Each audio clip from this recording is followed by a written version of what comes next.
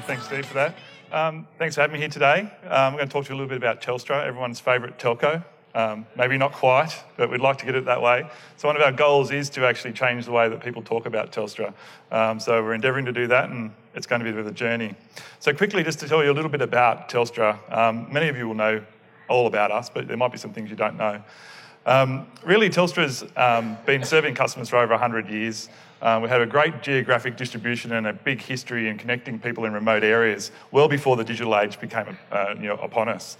And it's that kind of history that actually has enabled us a great geographic reach to then build out our mobile network on. And that revenue allowed us to invest in that. And that's what gives us our mobile advantage today, that we rely on so much, and we like delivering great experiences for our customers. We actually also employ a lot of Australians, so you can see there over 30,000 employees. We also have a lot of the Australian population as our shareholders.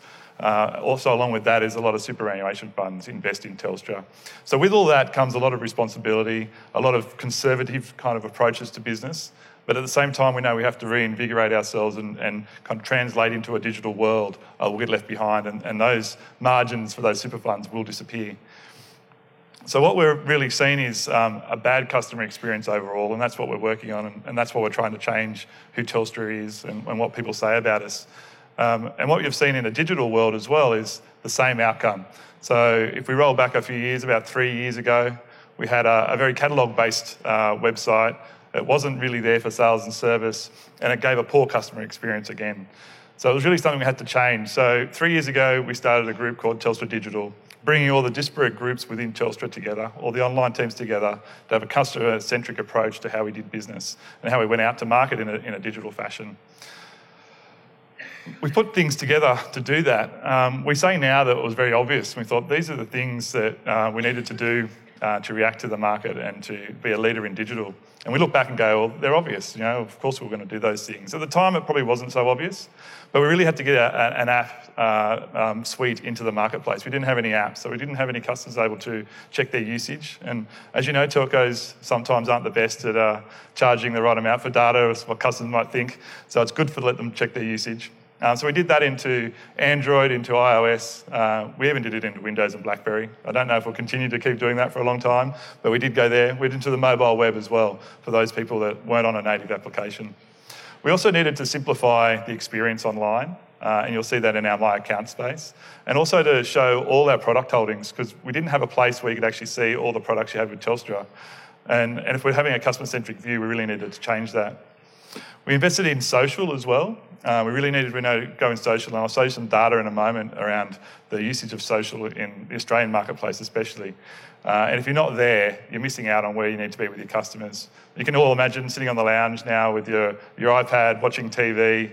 We need to be where our customers need to be. So on the device they're on, and on the platform they're on from a social aspect as well if you want to serve them. We also went into live chat. We now have one of the largest live chat groups in Australia. It's probably the largest, but I haven't counted recently. So over 1,000 agents. And we also went 24/7. So in our social aspect and in live chat, and of course all the self-serve you can do, it's all available 24/7. And again, that's about being available when your customers want you to be available, not when it suits the telco of old. 6 p.m, you can't talk to anyone. You need to be able to talk to you when you want to talk to them. So it's about changing to react to your customer base. We also reached out and went into the peer-to-peer support area as well, which we'll talk a little bit more about later in the presentation. But another important growing area that helps us with peaks loads as well. So when you have an iPhone launch, we have a massive amount of people hit our crowd support site looking for solutions to questions that they have and get a great response out of that. And it's really building a good community. What we went into next, after that kind of initial foray into what we thought were the obvious things, was the Belong program. And it's actually quite an interesting view of disruption. So everyone else wants to disrupt our business, so why don't we do it ourselves? So we just thought, if we take a group of people out of our core business, pretend they don't belong to Telstra anymore, and say, go and create a new ISP, go and create a really simple product that customers can understand. Make sure you control the customer experience. So don't try and sell this to someone who can't have it. So make sure that you can really follow up on what you promise and deliver that really quickly. And this team, it's really, really impressive result. And unfortunately, I wasn't one of the people doing it. I was left behind doing everything else. They did it in 10 weeks. So it was a really good proof point for Telstra before we embark on our next era of digital transformation, was to say, unencumbered, given the freedom and the support required, you can nearly do anything, even in a big old telco that's 100 years old. So that was a really good proof point for us to say, we've done well, we've moved into apps, we're getting some recognition in the marketplace. Our social service, for example, is rated #1 in Australia for both Twitter and Facebook, top 10 around the world as well. So we've got some good runs on the board, and now we're seeing we can prove that we can do things quickly and nimbly, and of course, using the Adobe platform in this case, always helped as well. We really now moved into what we call the next 3 years of our transformation. One insight for Telstra is, as you saw on the earlier slide, we've got 15 million mobile customers, over 6 million fixed line customers. Most people know us. From a sales and service and marketing point of view, we actually have our biggest opportunity talking to our existing customers. And that's where the digital transformation needs to focus, around authenticated experience, understanding your customer, understanding what they might want, what their context is, and then offering up something that's actually relevant to them. We can have a lot more success in that space than we can doing the old splatter the marketing out to anyone that happens to come across the Telstra website. So that's really going to be our focus. In the product space, we haven't actually finished doing that work yet. We've still got a long way to go in terms of collating all that online capability that we need to provide across the market. We're also going to start reaching out into processes. So there's no point having a great front end and then having a really poor experience from a process point of view. You've got to be able to back up what you sell. So we're going to focus quite heavily in that space. And in the field force, we actually don't do anything in digital in that space at all.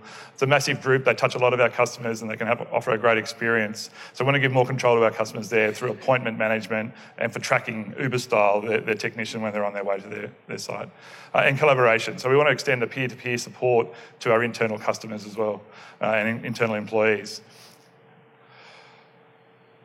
The data in this space that's kind of leading some of this conversation, as you can see. Now, this is 2013, so you can imagine it's actually probably accelerated from there as well. But if you look at the usage of smartphone for the internet in Australia, 71% is pretty compelling. Daily users of social media, almost half of the online population. We know that all the customers out there are wanting to engage with their brands that they love on social media and become more involved, as Steve said, in the prosumer type landscape and inputting into what our products are. And we know that the usage of the internet is growing year on year as well, up to nearly a working week in some cases.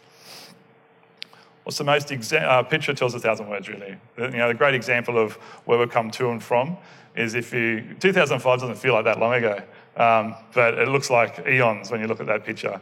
And I actually came across this looking for it. I went to a concert actually in this venue. I was sitting up the back there and you look down and all you can see is white light everywhere of all these people filming the concert. And I thought back to when I was actually young and cool and I wasn't taking my kids to a concert. That there was you had to leave your cameras at the door. You weren't allowed in with them.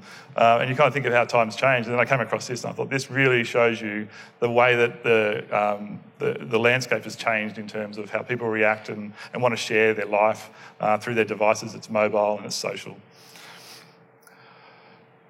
So really, what's that mean for us in terms of when we're about to go on to our next foray into the digital transformation is we need a platform that actually is quite responsive to what we need. It needs to be flexible, obviously, for the screen, but also a customer-centric view. It needs to be efficient for our people to use it. And in being flexible, it can't be also too limiting in what we need it to do. So we need something that's going to allow us to react to our customers' demands. We don't know what they are yet, but we know that they're coming. We want something that's going to be flexible. And we've kind of embarked on that journey now. You've heard about the work that's been done with Foxtel and the media group. We're now bringing that into the core of Telstra, starting with the browse experience and then moving into this new merged sales and service and marketing platform as well.